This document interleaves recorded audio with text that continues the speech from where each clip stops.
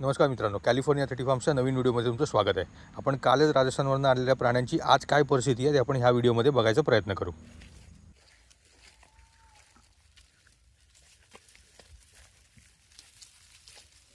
तर आज आपल्याकडे हे प्राणी आल्यापासून दुसरा दिवस आहे। काल दुपारी 3 वाजता हे आपल्या फार्ममध्ये पोहोचलेत। साधारणपणे 3 दिवसाचा प्रवास झाला टोटल 1600 किलोमीटरचा। आणि त्याच्यानंतर काल दुपारी आल्यानंतर आपण यांना थोडंसं मोकळं सोडलेलं, थोडा त्यांनी आराम केला, थोडं काही लोकांनी पाणी प्यायलं आणि मग रात्री ते शेडमध्ये होते आणि आता सकाळी त्यांना आपण सगळ्यांना बाहेर घेतलेलं आहे।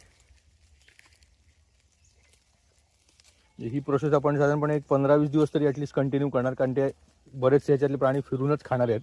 त्यांना ते फिरून खायची सवय असल्यामुळे त्यांना लगेचच आपण बंदिस्त पद्धतीमध्ये घेऊ नाही शकत इमिजिएटली।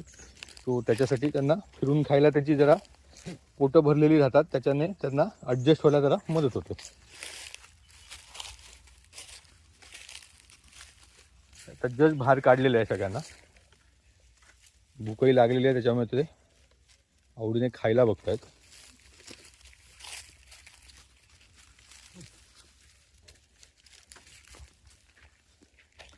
त्याचं आता एक बारकाय, त्याला नाकाला थोडीशी सर्दी दिसते बसलेलं।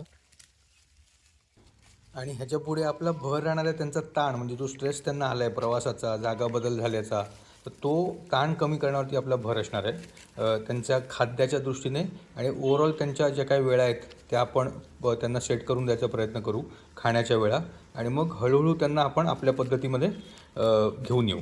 म्हणजे मॅक्सिमम त्याच्यापैकी बऱ्याच लोकांना थोडी सर्दी दिसते। आता ती सगळ्यांची नाका आपण पुसून घेतलेली आहेत, जेणेकरून जो आपण संध्याकाळी परत त्यांना शेडमध्ये जेव्हा ठेवणार, आता म्हणजे थोड्याने जेव्हा शेडमध्ये जातील दुपारी 12 वाजता, तर तेव्हा त्याच्यानंतर पण जर कोणाला सर्दी दिसली तर मग त्यांना आपल्याला औषध करायला मिळतं। तर मग कधी कधी जरा रात्रीच्या थंडीची पण सर्दी असते, त्याला आपण लगेच औषध करायला न जाता ती सर्दी पुसून घेतो आणि मग संध्याकाळी जर परत सर्दी दिसली तर दुपारी 2 वाजता वगैरे शेंबूड दिसला तर मग आपण त्यांना इंजेक्शन करतो।